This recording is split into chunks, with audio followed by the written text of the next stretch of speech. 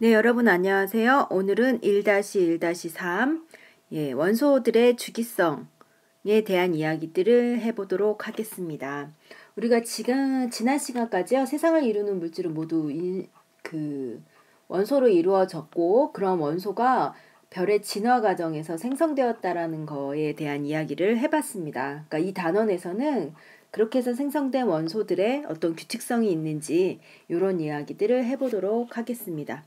교과서 28페이지를 펴시고요. 지금부터 시작하겠습니다. 네, 오늘 할 이야기들은 세상을 이루는 모든 물질이 원소로 이루어져 있다는 걸 이해하고, 그리고 이러한 원소들이 주기성을 나타내는데, 이러한 주기성이 왜 나타나는가, 이런 데서 규칙성을 찾아보자라는 겁니다.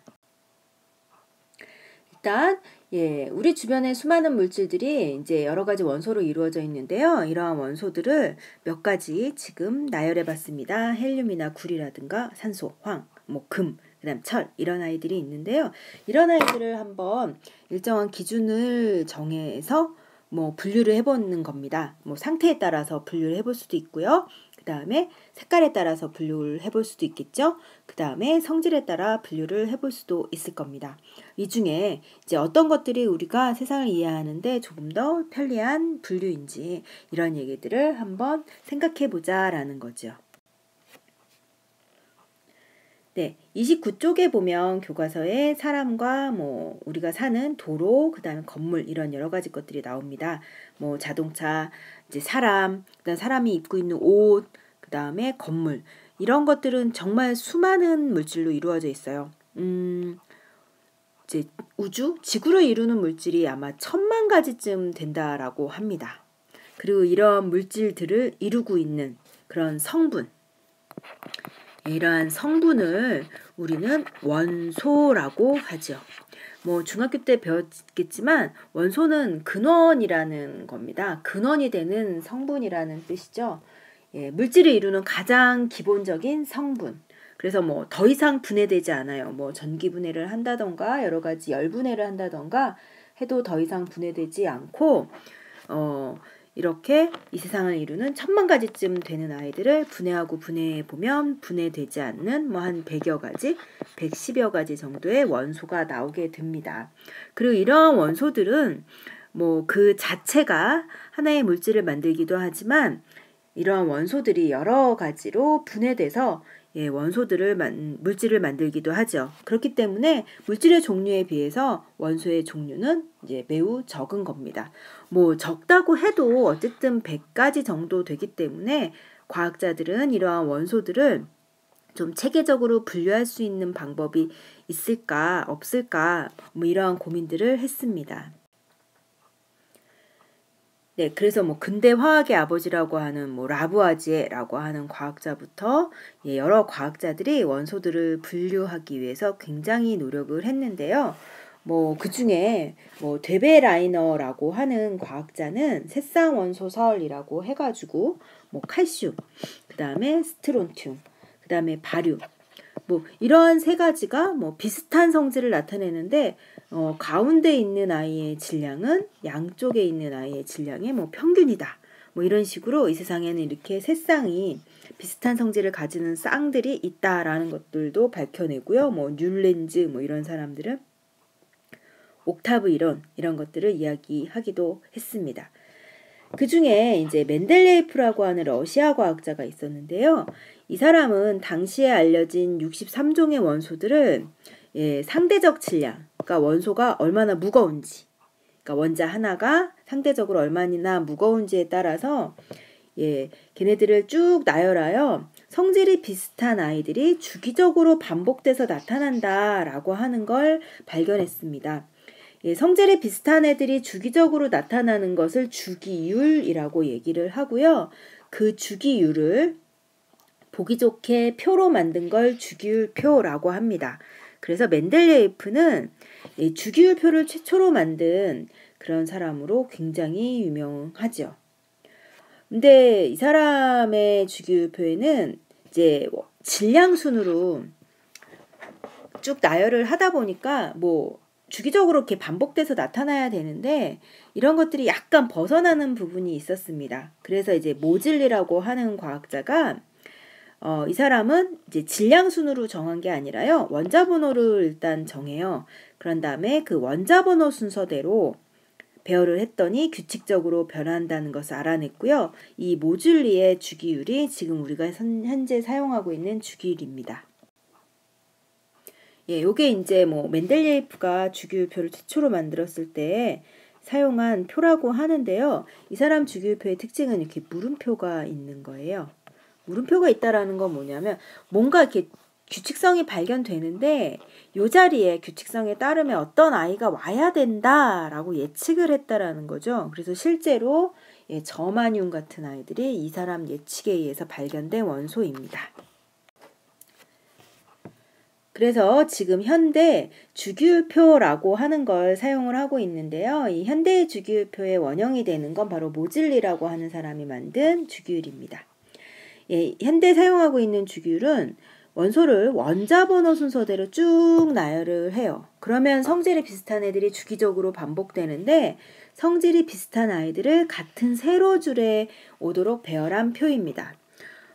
이건 뭐하고 똑같으냐 하면요. 달력하고 똑같아요. 달력 같은 경우 같은 세로줄에 있는 애들이 같은 요일이죠. 그것처럼 성질이 비슷한 아이들을 세로줄에 오도록 배열을 한 게 바로 현대의 주기율표의 특징입니다. 주기율표는 달력 같은 표니까요. 이렇게 가로줄이 있고요. 세로줄이 이렇게 있습니다. 이때 가로줄을 주기라고 얘기를 합니다. 주기는 1주기부터 7주기까지 있습니다. 왜 우리 한 달에 주가 1주, 2주, 3주, 4주 이렇게 있는 것처럼요. 1주기, 2주기, 3주기 해가지고 7주기가 있고요. 그 다음에 세로줄을 족이라고 합니다. 이때 족은 1족부터 18족까지 있습니다. 그리고 여기서 중요한 건 바로 같은 족 원소는 화학적 성질이 비슷하다는 겁니다. 이게 제일 중요한 주기율표의 특징이 되겠습니다. 이게 되게 복잡해 보이는데요. 바로 이 표가 지금 현대에 사용하고 있는 주기율표입니다. 가로줄 1, 2, 3, 4, 5, 6, 7. 7주기. 그리고요. 이 란타늄족, 악테늄족 하는 애들은 이렇게 주기율표의 가로줄이 이렇게 좀 길어지는 부분을 이렇게 따로 떼어 갖고 쓴 거예요. 그러니까 7줄. 그 다음에 세로줄이 이제 족인 거죠. 세로줄 1족, 2족, 3족, 4족, 5족, 6족, 7족, 8족, 9족, 10족 해가지고 18족까지 있고요. 그 다음에 이 주기율표는 이제 보면 이렇게 노란색으로 표시된 부분이 금속이네요. 그 다음에 초록색으로 된 애가 비금속. 그 다음에 그 사이에 있는 파란색이 바로 준금속이고요. 원소 기호를 까만색으로 써놓으면 이건 고체예요. 그 다음에 빨간색으로 써놓은 액체. 액체는 딱 2개밖에 없네요. 그 다음에 파란색으로 써놓은 애들이 이제 기체입니다. 주기율표 그러면 여러분들이 이제 이거 외워야 하나 할 텐데요. 네, 외워야 합니다. 1번부터 원자번호 1번부터 20번까지 여기까지죠. 여기까지는 여러분이 좀 외웠으면 좋겠고요. 아마 외운 친구들이 되게 많을 거예요. 중학교 때 1번 수소, 2번 헬륨 해갖고 수헬, 리베, 붕탄, 질산, 플레, 남아 뭐 이렇게 해가지고 앞자만 따서 외웠을 텐데 우리가 지금 주기율표를 외울 때 외워야 하는 방식은요. 순서대로 있기도 하지만 위치를 좀 잘 알고 있어야 합니다. 즉 1번, 2번인 수소랑 헬륨은 1주기에 그 다음엔 리튬부터 쭉 해서 네온까지가 2주기 그 다음 나트륨부터 아르곤까지가 3주기 칼륨, 칼슘이 4주기 그 다음에 족은 1족은 수소, 리튬, 나트륨, 칼륨 2족은 베릴륨, 마그네슘, 칼슘 뭐 이런 식으로 위치를 좀 알고 있는 게 굉장히 중요합니다. 그러니까 20번까지 꼭 외우도록 할게요. 네, 외웠다고 생각하고 빈칸 한번 채워볼까요? 일단 1주기 1조 A 여기 수소죠. 그 다음은 헬륨 그 다음에 C는 리튬 배. 이 원래 주기율표가요. 이렇게 생겼는데 20번까지는 사실 1, 2, 여기 3이요. 3부터 12까지가 없어요. 그렇기 때문에 1, 2 다음에 13, 14 이렇게 진행되니까 요거 헷갈리지 말고요. 리튬, 베릴륨, 붕소, 탄소, 질소, 산소, 플루오린, 네온, 그 다음 나트륨 쭉 가서 여기 염소, 그 다음 여기 인, 그 다음에 여기 칼륨. 이렇게 해서 원소 기호랑 위치 이런 것들은 여러분이 외우도록 하겠습니다. 네, 이런 주기율표는요. 그러니까 표 자체가 그 원소의 성질을 굉장히 잘 알려줍니다. 같은 세로줄에 있으면 얘가 누군지는 모르겠지만 성질이 비슷할 거다라는 걸 알려줄 수 있는데요. 이러한 주기율표에서 또 원소들을 성질에 따라 크게 두 가지로 나누기도 합니다. 주기율표가 이렇게 간단하게 그릴게요. 이렇게 보면 이쪽에 있는 아이들. 이쪽에 있는 아이들은 이렇게 아까 주기율표에서 이렇게 노란색으로 표시되어 있는 부분이요. 얘네들은 금속으로 구분되는 애들입니다. 금속. 금속은 주로 주기율표의 왼쪽하고 가운데 부분에 있는 거 전체. 그 다음 아래쪽에 있는 아이들. 이런 아이들이 이제 금속으로 구분되는 건데요. 금속이라 그러면 여러분들 이미 다 잘 알아요. 광택이 있다거나 반짝반짝거리는 애들이요. 그 다음에 다 고체죠. 고체. 물론 예외는 있어요. 예외. 여기 보면 알겠지만 여기 수은이요. 수은만 액체. 나머지는 모두 고체요. 그 다음에 금속하면 특징이 열도 잘 통하고 전기도 잘 통하는 이런 특성이 있습니다. 그 다음에 보통 금속은요. 외부에서 힘을 가하면 부서지지 않고 모양이 변하여 얇게 펴진다. 이런 거 있는데 이거 아마 여러분 그 대장간에서 그 빨갛게 달군 철을 벼르는 거 요거 한번 생각해 보면 될 거예요. 망치로 두드리는데 얘네들이 깨지거나 부서지는 게 아니라 얇게 펴지죠. 이렇게 얇게 펴지는 성질을 전성이라고 합니다. 전성. 그 다음에 실처럼 또 얇게 뽑을 수 있는 이러한 성질을 연성이라고 합니다. 그래서 금속은 전성과 연성을 가지고 있습니다. 그 다음에 이제 사실 1-4에서 나오겠지만 금속이라고 하면 화학적인 성질 중에 양이온이 되기 쉽다라는 이런 성질이 사실 되게 중요합니다. 화학에서는 금속이라고 하면 양이온이 되는 거. 이온에 대한 얘기를 나중에 또 하게 될 텐데요. 일단은 양이온이 되기 쉬운 애, 이것을 금속이라고 한다 정도로 기억을 하고 있으면 되겠습니다. 알루미늄 호일이고요. 구리 전선. 이런 게 이제 전성, 얇게 펴는 성질, 그 다음에 실처럼 뽑는 성질, 연성이라고 하는 거 금속의 특성입니다.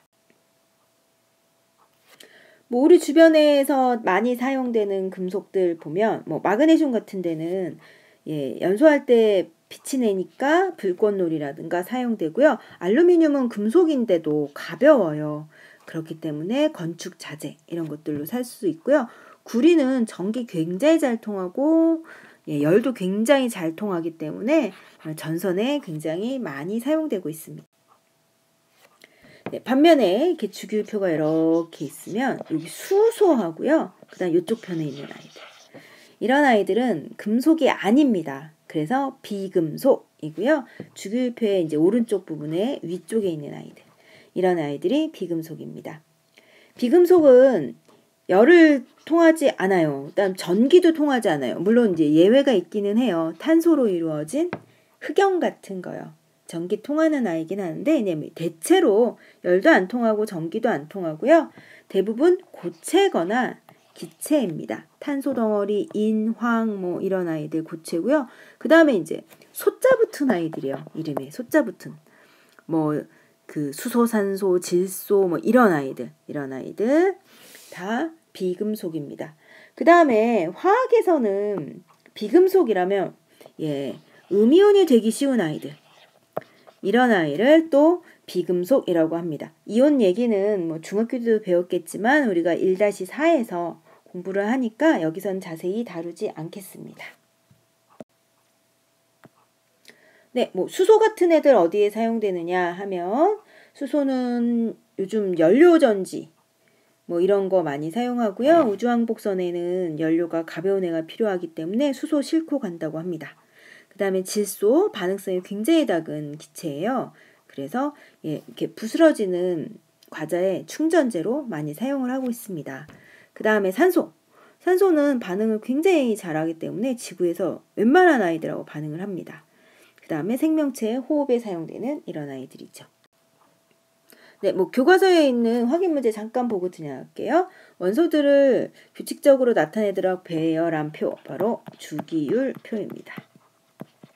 그 다음에 다음을 금속과 비금속으로 분류하라 했는데 이게 원소 기호가 나와 있어요. 그럼 이름은 알아야죠. 예, 마그네슘. 그 다음에 산소, 그 다음에 헬륨, 그 다음에 구리, 그 다음에 얘 칼륨, 그 다음에 얘 황.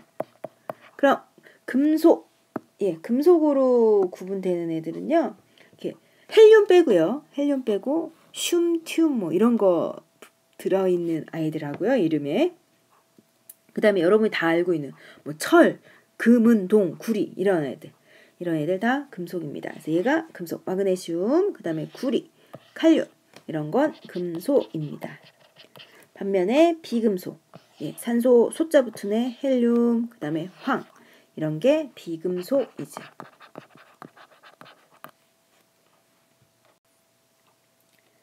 네, 그러면 주기율표는 성질이 비슷한 애들이 같은 세로줄에 오는 거다라고 얘기했죠. 그래서 그 중에 1쪽이요. 1쪽이라고 하면 그림 대충 그릴게요. 여기 첫째 줄에 있는 걸 1쪽이라고 하는데요. 1쪽 중에 수소는 비금속이지만 리튬부터 쭉 되는 애들은 금속이에요. 그래서 1쪽 중에 수소를 뺀 나머지 아이들을 알칼리 금속이라고 합니다. 그러면 같은 쪽 아이들의 성질이 어떤지 알아보기 위해서 요거 실험을 한번 살펴볼 건데요. 이 실험은 수업 시간에 영상을 보여주거나 그 다음에 뭐 통합과학 실험 시간에 실제로 실험을 해볼 거니까요. 여기서는 결론만 한번 보겠습니다. 일단 1쪽 알칼리 금속은요. 되게 잘 잘려요. 그래서 그냥 커터칼 정도로도 이렇게 잘 잘려요. 이렇게 자르고 나면 이렇게 광택이 나오는데 이 광택이 금세 사라집니다. 그 다음에 두 번째 비커에 물을 넣고 페놀프탈레인을 떨어뜨려요. 페놀프탈레인은 중학교 때 배웠는지 모르겠지만 염기성을 확인하기 위한 지시약입니다.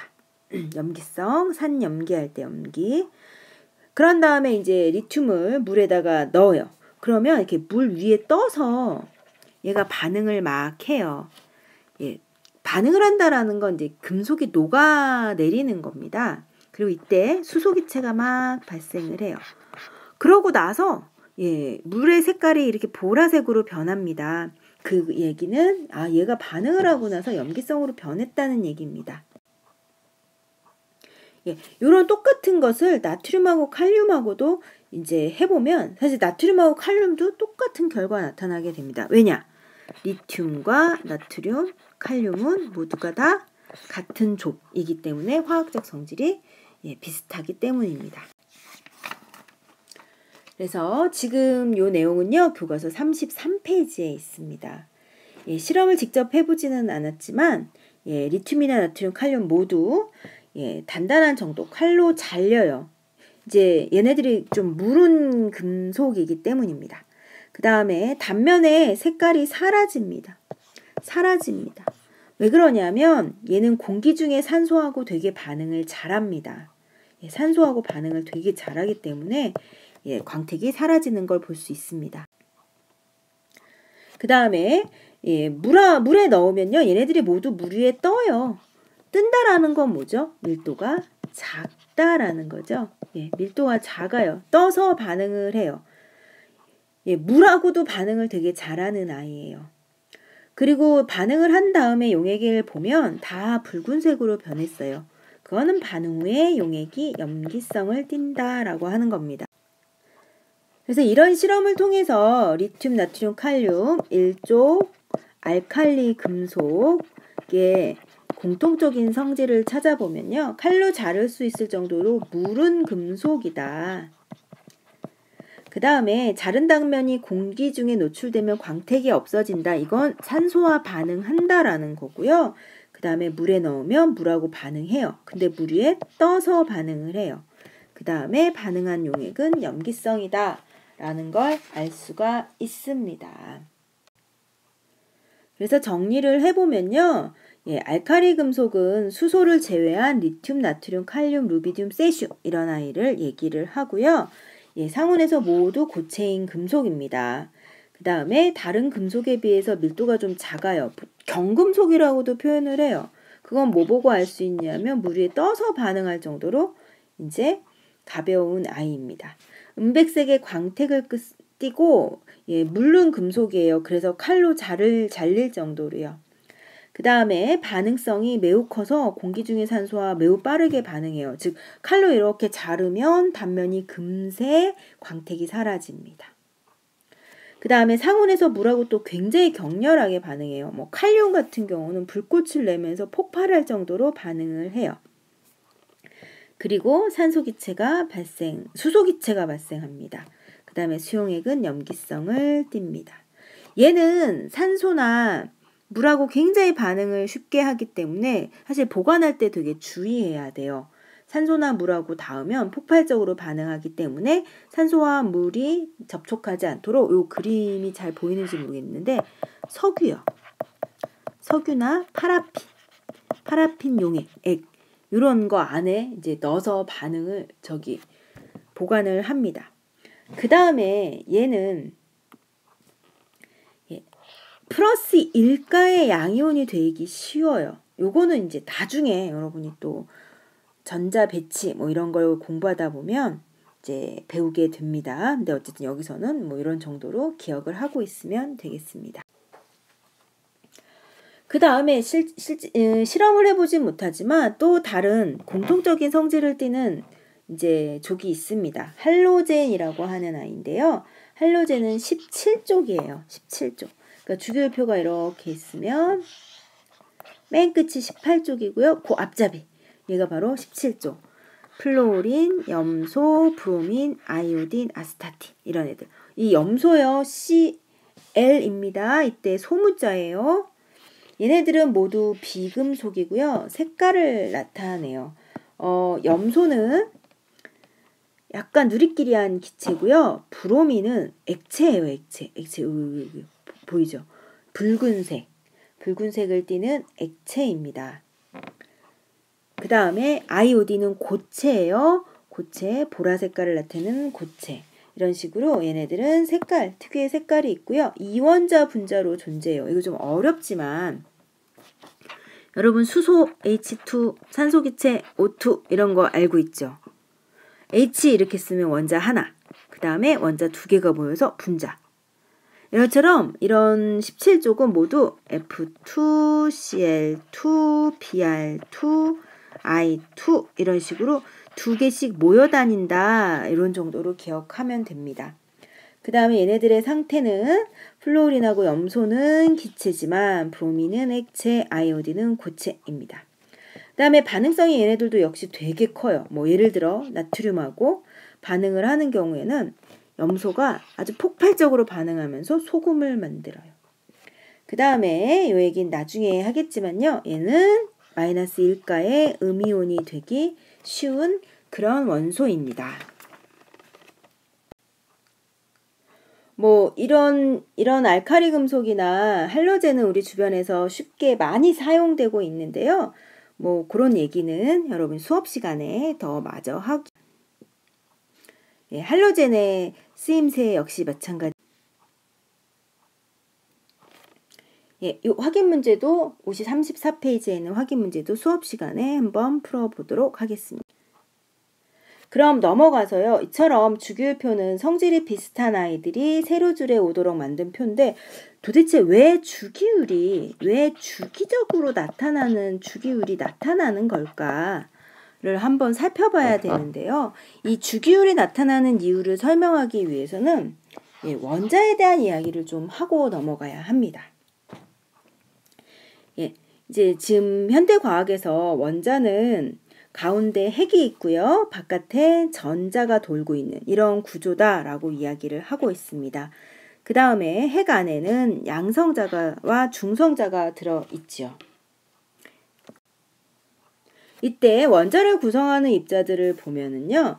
일단 양성자는 플러스 전기를 띠고 있고요. 그 다음에 중성자는 전기를 띠지 않아요. 그래서 그런 아이가 바로 핵을 이루고 있고 바깥에 음전하를 띠고 있는 마이너스를 띠고 있는 전자가 돌고 있죠. 그런데 여러분 다 알고 있다시피 원자는 항상 정기적으로 중성이기 때문에 어떤 원자의 양성자의 수하고 전자의 수는 항상 똑같습니다.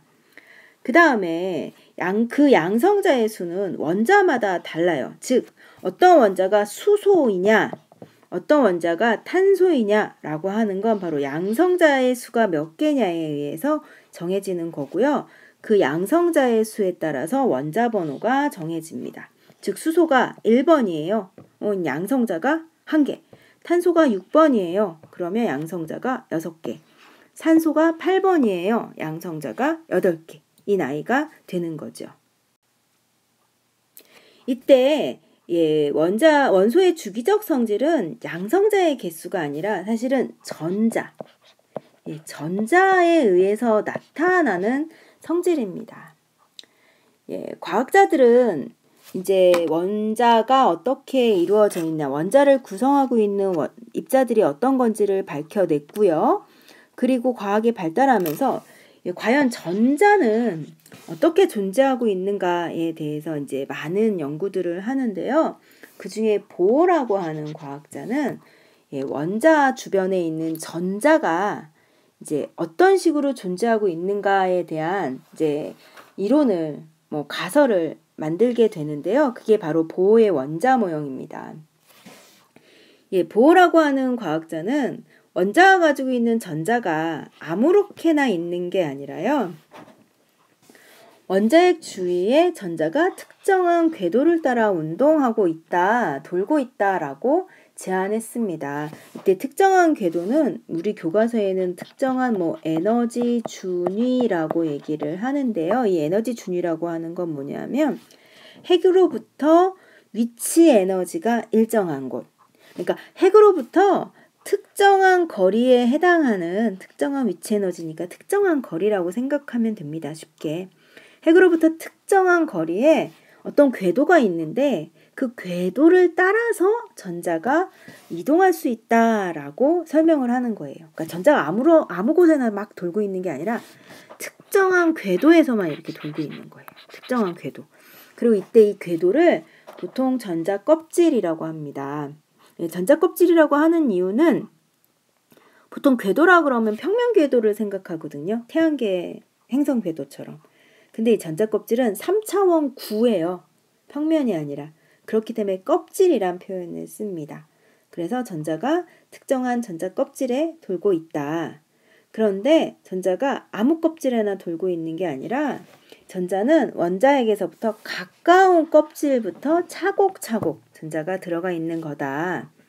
그리고 각각의 껍질에는 전자가 들어갈 수 있는 개수도 정해져 있다라는 거예요. 그래서 첫 번째 껍질은 2개, 그 다음에 두 번째 껍질은 최대 8개까지 전자가 들어가게 되는 거죠. 이런 식으로 전자가 차곡차곡 들어가 있는 게 바로 원자다라고 설명을 합니다. 그래서 이제 35페이지에 여러분들 교과서에 보면 수소, 탄소, 마그네슘이 이제 원자 번호, 그 다음에 양성자수, 전자수, 그 다음에 보호에 의한 원자 모형까지 나와 있는데요. 수소는 원자 번호 1번이고요. 그 다음에 탄소는 6번, 마그네슘은 12번입니다. 그러니까 이제 양성자가 1, 6, 10이 있겠고요. 그 양성자 수와 똑같은 바로 전자가 있을 겁니다. 근데 이 전자가 어떻게 있느냐? 핵으로부터 가까운 데서부터 전자가 차곡차곡 들어간다는 거죠.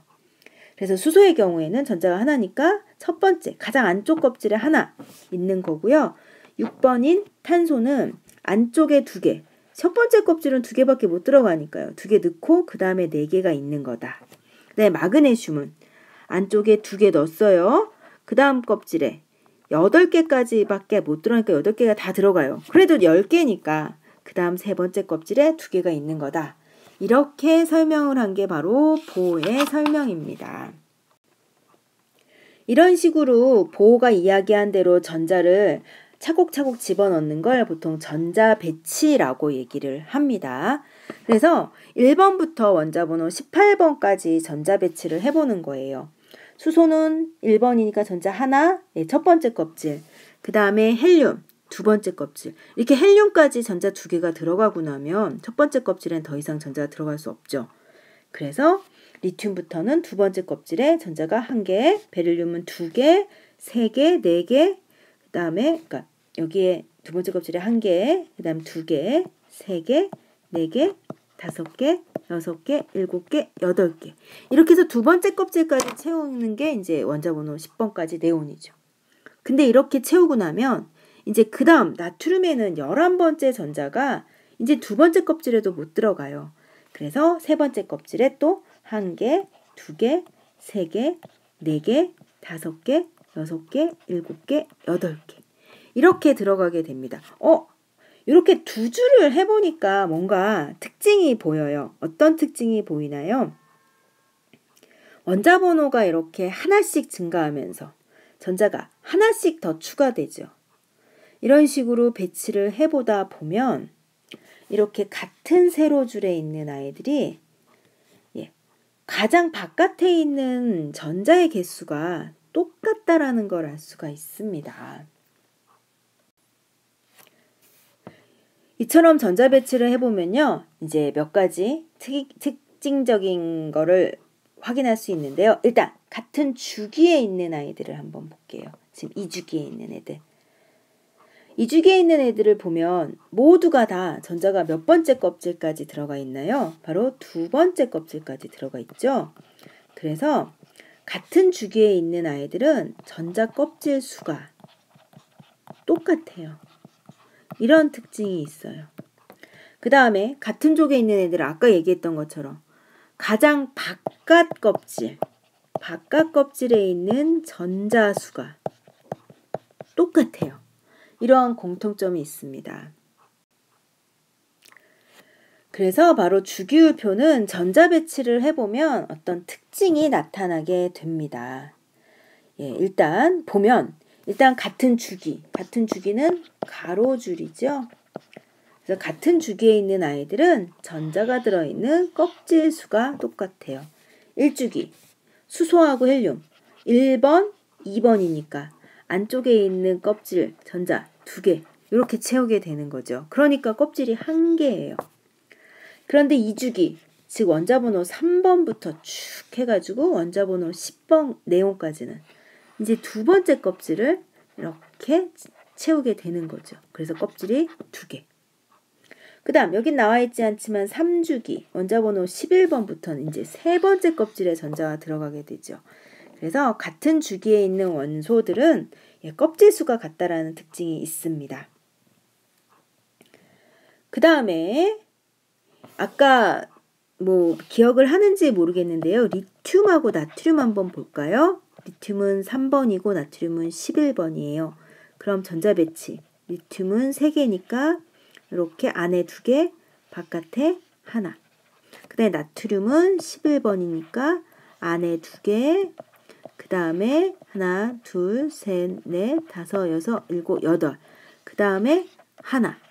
이렇게 가장 바깥에 있는 전자 수가 똑같았죠. 이처럼 가장 바깥에 있는 전자를 바로 뭐라 그러냐면 이거 매우 중요합니다. 바로 원자가 전자라고 얘기를 합니다. 원자가 전자는 가장 바깥 껍질에 들어있어요. 가장 바깥 껍질에 들어있다는 건 핵으로부터 제일 멀리 떨어져 있다는 얘기를 해서 핵으로부터 인력을 제일 조금 받아요. 그래서 이 전자는 어떤 결합을 하는 데 사용되기도 하고 반응을 하는 데 사용되기도 합니다. 그렇기 때문에 바로 바깥에 있는 전자가 원소의 화학적 성질을 결정합니다. 그러면 같은 족 원소가 성질이 비슷한 이유, 이제 여기서 대충 눈치를 챘을 거예요. 같은 족 원소는 모두가 다 원자가 전자 수가 같아요. 그래서 화학적 성질이 비슷합니다. 예를 들어 일족은요. 일족은 원자번 이렇게 있는 애니까 여기 원자과 전자수가 1개인 애죠. 그 다음에 17쪽 맨 끝에서 바로 요 앞에 있는 애들은 전자를 하나, 둘, 셋, 넷, 다섯, 여섯, 일곱 하고 채워가게 되면 원자과 전자가 7개입니다.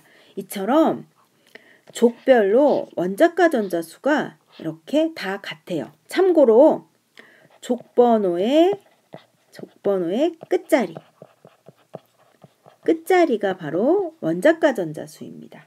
예를 들어 1족이면 1개, 2족이면 2개, 쭉 건너뛰어서 13족이면 3개, 14족이면 4개 이렇게 가는 겁니다. 그래서 결론은 바로 도대체 왜 주기적 성질이 나타나느냐 하는 거예요. 왜 주기적 성질이 나타나냐 하면 원자 번호가 하나씩 증가하면서 전자가 1개씩 증가하죠. 리튬부터 한번 볼까요? 리튬 플러스 양성자 3개, 안에 있는 게 2개, 바깥 두 번째 껍질에 1개를 채워요. 그럼 걔보다 원자 번호가 하나, 그래서 리튬은 이제 원자과 전자 1개죠. 근데 베릴륨은 리튬보다 원자 번호가 1개 증가했으니까 가장 바깥 껍질에 전자가 2개겠죠. 그 다음에 얘보다 원자 번호가 하나 더 큰 붕소는 이제 전자 하나 더 많으니까 3개겠죠.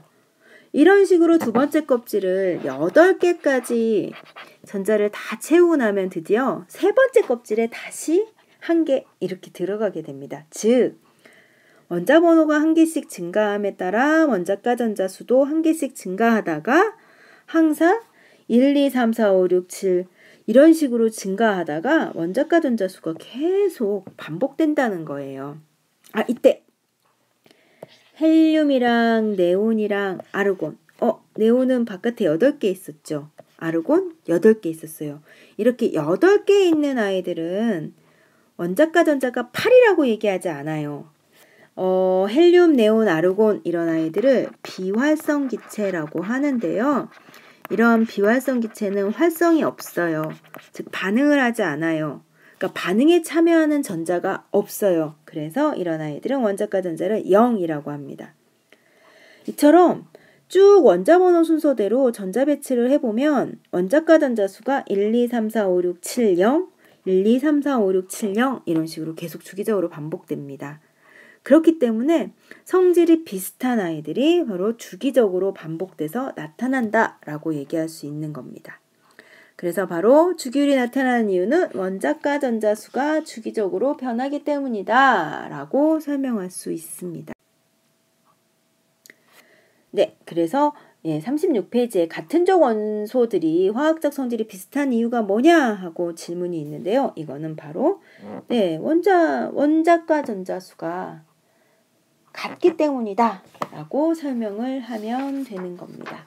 그래서 1-1-3 오늘 수업 중에 가장 중요한 것은 바로 주기율, 일족 원소의 화학적 특성 공통점 하고요. 그 다음에 이러한 주기율이 나타나는 이유를 전자 배치를 통해서 설명할 수 있도록 여러분이 공부를 해둬야 하겠습니다. 오늘 내용 좀 많고 복잡했는데요. 수업 시간에 수업을 한 번 더 들으면 확실하게 이해할 수 있을 겁니다. 여러분 오늘 굉장히 수고하셨습니다.